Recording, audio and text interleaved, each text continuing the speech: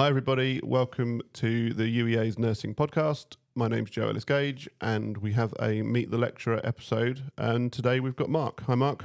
Hi Joe, nice to be here. So, thank you for coming in. Thank you.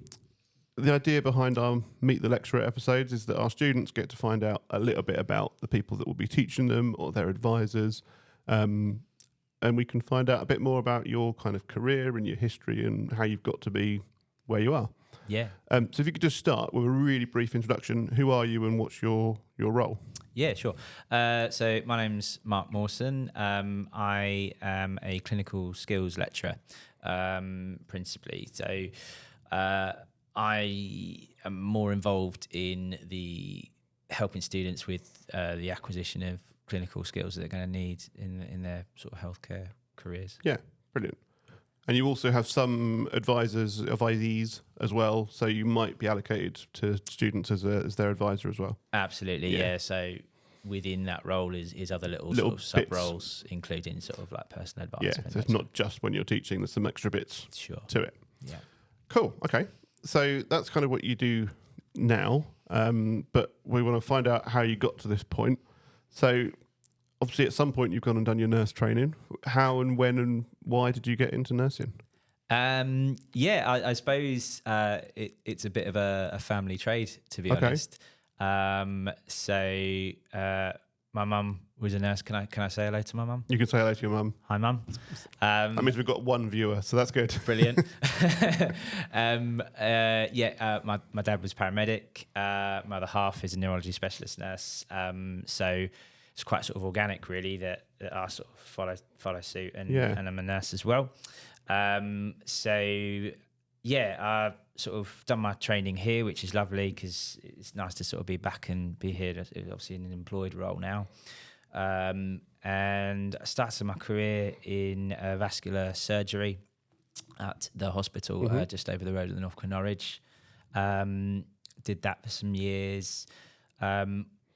Worked my way up to sort of quite a sort of established nurse, sort of, taking charge on a regular basis. And just at that point, really, I sort of reflected on my role, and one of the great things that I really enjoyed was sort of supporting learners in practice. Yeah. So that sort of led me to then take a sort of changing career towards education, and thus I was successful in gaining a position at the hospital as a clinical educator. Okay. So I've been doing that for a couple of years now. Principally, I support student nurses out there on placement in clinical practice. And it was only until about a couple of years ago I've sort of adjusted that role to be a split role between the clinical educator role out there in the hospital and the clinical skills lecturer role here at the university. So I want to ask you more about your hospital role in a minute, because the students, you're an interesting one because the students will see you in two places potentially. But jumping right back, any particular reason if you got the family kind of connection to nursing and then obviously paramedics? Any particular reason you went down one rather than the other? Do you remember? I think, to be honest, it was a better fit for me. A lot of people often commentate that I'm very similar to my mum. Okay. And I think I've kind of got a lot of those traits that she had, which were quite akin to nursing. So it just sort of seemed like a better fit for me as opposed to... Just felt like the right role, wasn't it? Yeah, okay. Yeah. And were you straight from school into nursing? No.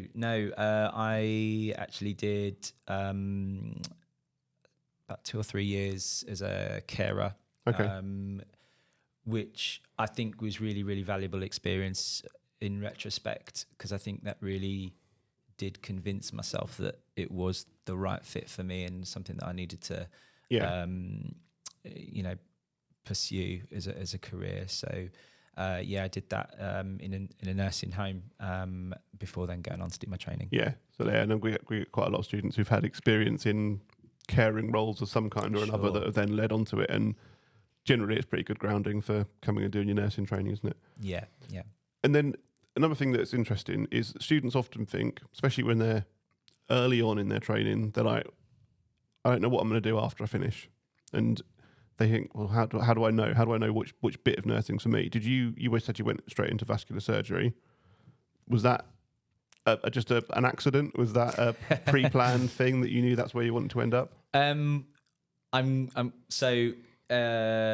To be honest, it's quite a weird story. So I remember my final placement was on vascular surgery, and I had a really, really positive placement there.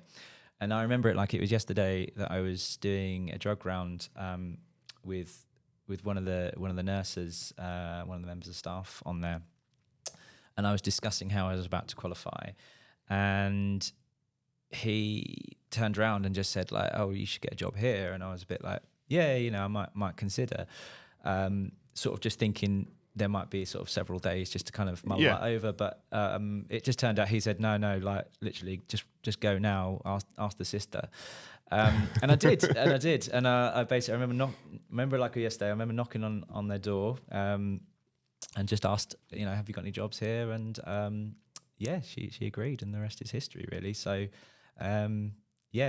Interesting. Bit of a weird. Yeah, take the opportunity when it came up. Absolutely. And went for it. Absolutely, yeah. I sometimes say to students that when they're out on placement, they're on like the longest job interview of their lives. Sure. And actually that is kind of what you were on. You'd obviously made a good enough impression because I'm sure they would, if they didn't want you, they would have said no. Yeah, I hope so. Yeah. But yeah, so it's interesting that, students remember that. Yeah. Especially in those final years. Yeah. They're getting ready for where they might go, and they can make a really big impression. Absolutely. Because they're often intimidated by the interview, which might be half an hour or whatever. Yeah. But actually, if they've made a good impression up until that point, it makes a big difference. That's absolutely right. I think we sort of say, a lot of students should sort of treat their placements like a little bit of an audition. Yeah. And staff are always kind of critically looking at how they're sort of performing out on in the placement, particularly when they're on the cusp of qualification, and whether they're a good fit for the team. So yeah, and that fits the important bit. It's not that they've got to know everything as a student nurse. They haven't got to then go out and worry about making mistakes. They're still learning. That's fine. That's what preceptorship's for. So. Yeah. Well, there we go. So that leads on to the next bit. So your role at the hospital. Yeah. Is supporting students, and so tell us what your day-to-day kind of job looks like.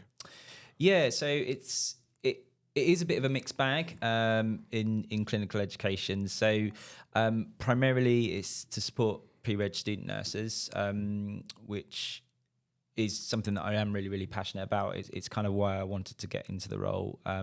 So it's something that I was principally really, really enjoyed when I was on the wards.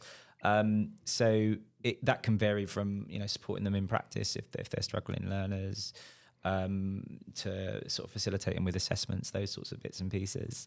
But clinical education will also get me sort of teaching clinical skills to staff as well. Yeah. So I will, a lot of our nurses will require similar training, like cannulation, vena puncture, catheterization. So clinical education will see me doing that sort of training as well. We also, get to work sort of clinically as well, which, is really, really useful. So in terms of just kind of keeping our skills up to date. So often, particularly when sometimes the hospital might be a little bit more pressured, there is a role for us to kind of support the wards clinically. Yeah, which benefits you in the long run as well. Absolutely, yeah. Okay, that's so interesting. So the students could see you just imparting on placement. They could see you actually teaching something when they're out on placement, and they could see you if they need a bit of support, like an input. And I guess you're helping the practice assessors and supervisors as well as helping the students sometimes. Yeah, absolutely. So another sort of branch of the role is trying to develop the workforce to support students and support pre-registered student learning. So we'll deliver sort of a supervisor prep sessions and assessor prep sessions, as well as sort of supporting them in doing their initial assessments just until they get on their feet and they're confident to conduct those assessments. So we are there, of course, for the students, but also there for the staff. Yeah, okay. And then doing that split role, clearly, like you can just see on paper, it just works, doesn't it? It makes perfect sense that you've got a foot in both camps and you can see how it works from both sides. Yeah. But what do you like about the university side of it? What bit of why do you still do that and not just do one or the other? I think it's a lovely place to work. I mean, so I joined here in the midst of the pandemic, where it was a very odd place to work. But since the last sort of couple of years, and we're slowly kind of getting back to sort of a normal way of working, it's becoming that nice sort of place to work that I remember it was when I was a student. I think there's always been this sort of that passion for education, and I appreciate sort of in my clinical educator role, I'm seeing sort of part of the picture, because it's obviously a 50% course, practice and theory. So I think it was just a way of kind of getting a bit more immersed in education, and just seeing what it's like on the sort of other side, in terms of like the theory block that students receive, and I like to think that it kind of does offer something for the school and for the learners as well, that there is somebody who has a foot in both camps as well. Because we work so closely with the hospital, it's kind of good to have that link. Just kind of sort of bridge the gap a little bit, and supports partnership working and those kind of things. Yeah. Okay. And then, so the final kind of question really is, a lot of students will be watching these when they're fairly new into their course. They might be a bit nervous, might be thinking about the 3 years that are coming up. If you had to give them a bit of advice as to how to make the most of the next 3 years, and that could be in practice, it could be skills, could be whatever, what would you say to them? Obviously to look after yourself. Yeah. And that's lifelong. I think certainly in the caring profession. I think just really, really apply yourself, and be prepared to work hard. There's a rhyme and a reason, I think, why these qualifications aren't just sort of handed out, and it's because you do have to work for them. And there will be really, really challenging days where that will really test your resolve to be this professional. But if you are prepared to keep an eye on that goal and keep working hard, I'm very sure you'll come out the other end. And it is one of the most rewarding careers, so it is worth it at the end. Yeah. So that hard work, this 3 years is always hard. Sure. But worth doing. Yeah. Okay. Thank you very much. Thank you. It was good to find out a bit more about you and your kind of history and how you get to where we are today. Hopefully you've found this episode interesting, learned a bit about Mark, given you a bit of confidence just to knock on the manager's door if you want to go and get a job. So if you have liked it, click like, subscribe, so that way you'll get alerts if there's new videos. Add any comments or questions for me or Mark underneath. And explore the other videos, because there's a whole range of videos, more meet the lecturer sessions, but also some general videos which students might find useful. Thanks very much. Thank you Cool. for having me.